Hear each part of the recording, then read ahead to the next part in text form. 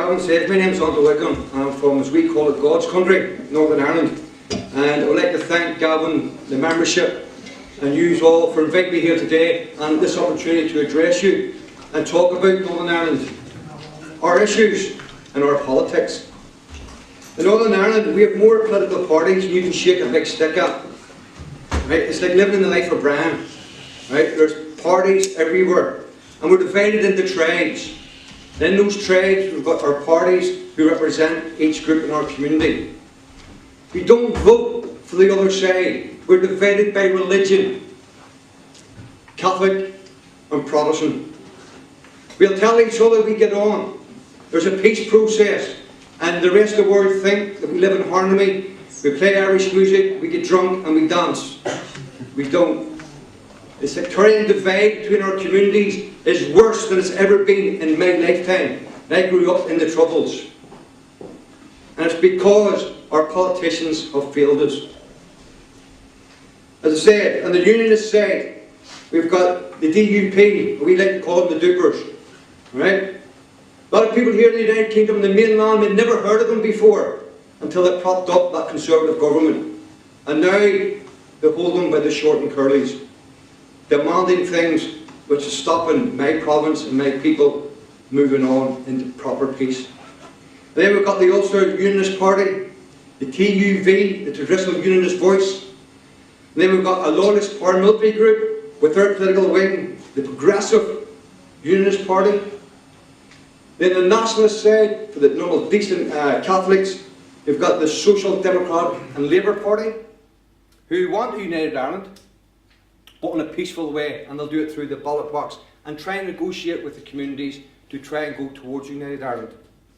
And then we've got the Republican movement, Sinn Féin IRA. And I say Sinn Féin IRA because in my eyes, they're the one and the same. The only difference is one day they have a balaclava on, the next day it's off.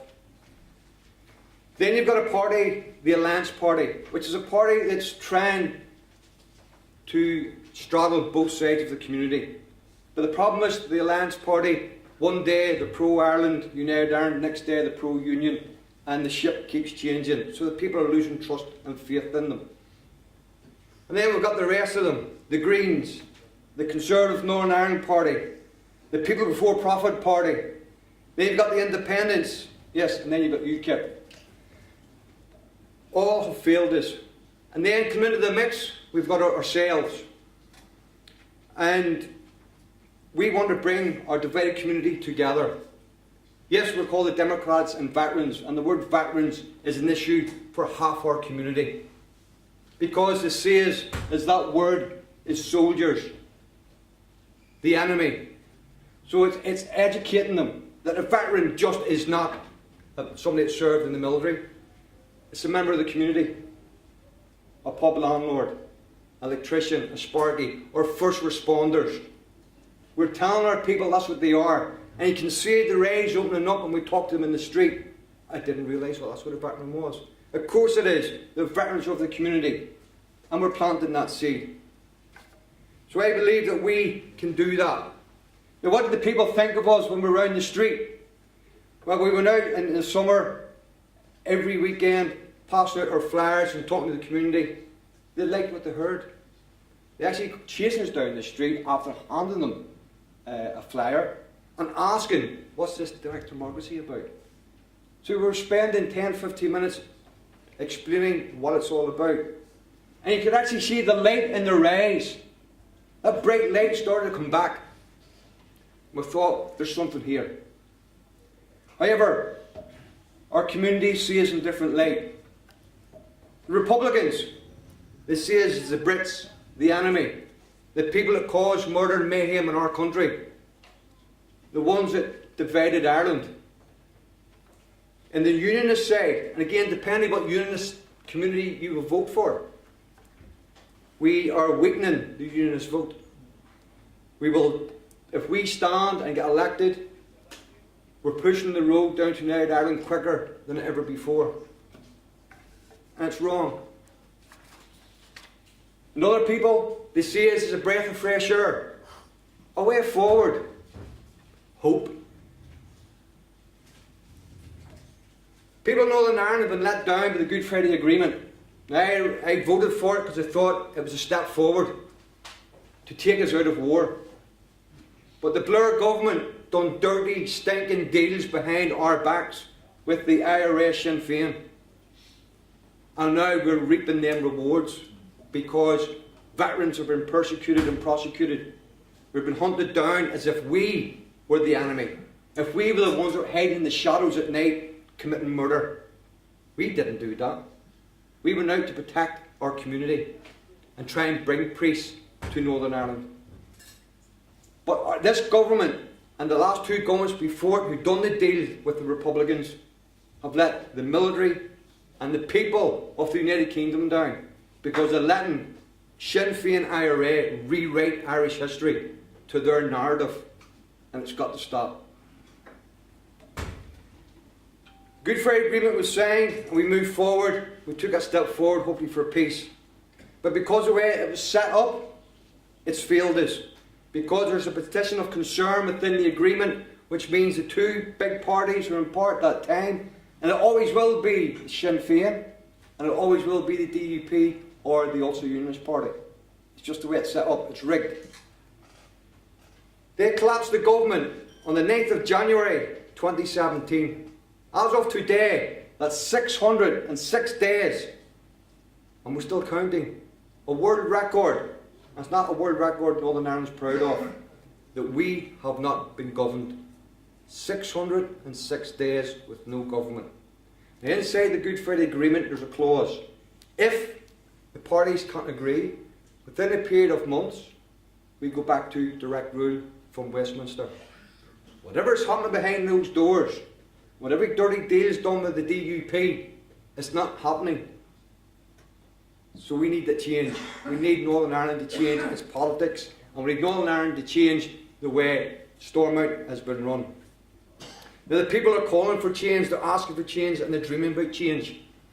And we have said to them on the street about direct democracy, and we would like to make that change. We have planted that seed, and it's time now to nurture it, to let it grow. And how are we going to do it as a party in Northern Ireland? Because we vote differently, and our voting system is completely different to what it is here in the rest of the United Kingdom. We have this thing called the Single Transferable Vote, STV. Now I know it sounds like something you go to a doctor for to get penicillin, but it's not. Alright? The Single Transferable Vote is used to elect our members of our Assembly, the European Parliament, and local councils.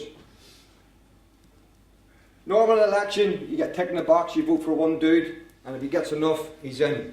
Northern Ireland, it's completely different. The STV is the best way to explain it. Where I live, North Down, you've got roughly 56,000 people who are registered to vote in that constituency. As you can see, we have about 600 parties who want to vote to get voted in. So on your ballot paper, you will have maybe up to 10 people. You can vote for 10 people. Right? On the STV, you vote them in preference. Your first preference, number 1. Your second preference, number 2. So on and so forth. You can vote for one person, or you can vote for 6 people, you can vote for 9 people, it's entirely up to yourself. And in a way, it's like direct democracy. Because the people in the small parties and independents have a more chance of getting elected and being represented and representing us in council level and at Stormont. So how the system works, you go and you vote, you put down your 1, 2, 3, 4, whatever many you want, and it comes to the count. You must reach a quota. Now it's worked out mathematically. So let's say in my constituency, I pick these numbers out of the air, there's 56,000 people are registered to vote. Let's say it's worked out that there's 10 candidates. We need 7 seats. The maths worked out, let's say you must reach 2,000 votes to get that seat. Once you start doing the count, once you reach them votes, you're elected. Now, there's other people voted, so what happens to their vote? Because you're already in. So when it comes to the second count, if you're already elected, the person who's number 2 on your ballot gets that vote. and it continues till that all the seats are filled. Now, it has times where we have went to 3 and possibly 4 counts, and that's where we can get in. That's where I believe that we can get in and get somebody elected at council level and eventually up into an MLA.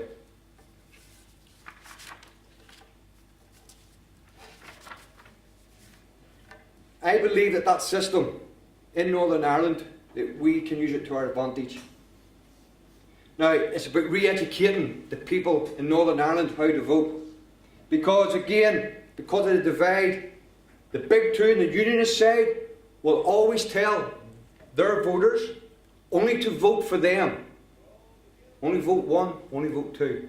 Sometimes they'll put 2 candidates in the same council election or election for the MLAs, right, to maximise their vote.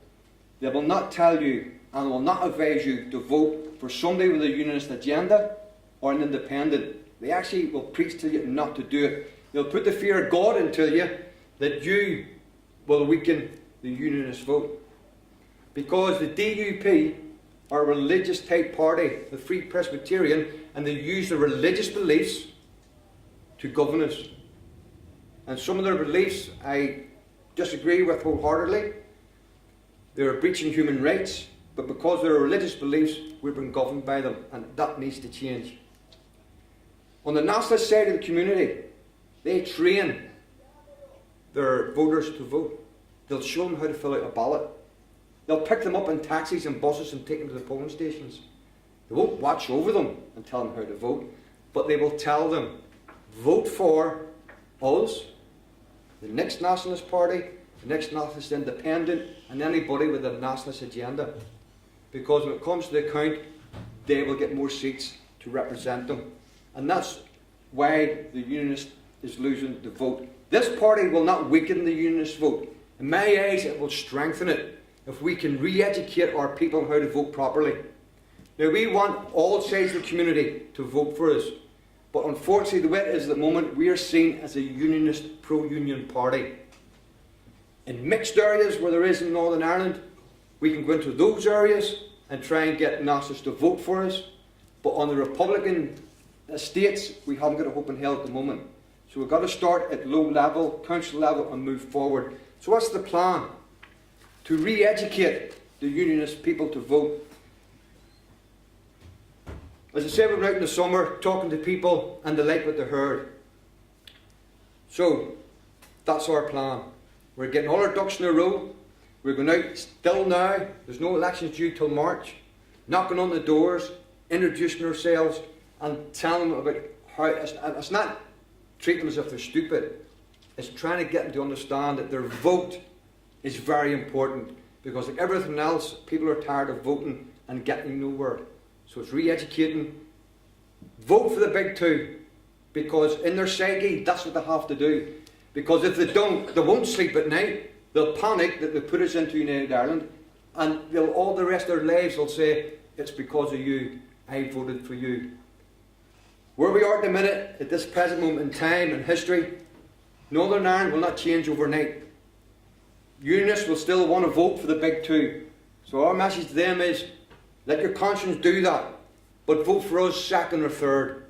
So when it comes to the second or third count, that we have a possibility of getting in. Because when we've seen the light in those people's eyes, there's hope. We are the future, and we're a breath of fresh air. And those are words that people said in the street. We've got to grasp it, as I said, nurture it, and let it grow. We've got to end our tribal voting and the way we vote in Northern Ireland, because the people are crying out for that change. They're dreaming of that change. I believe that the Democrats and Veterans Party and the democratic direct democracy can bring change not only to Northern Ireland, but the whole of the United Kingdom. So once again, I'd like to thank you all for this opportunity for speaking to you and giving a little insight to what we've got to deal with at home. Together, we can make the change that we're all craving for. So I ask you to keep the faith, believe, because we will achieve. Thank you very much.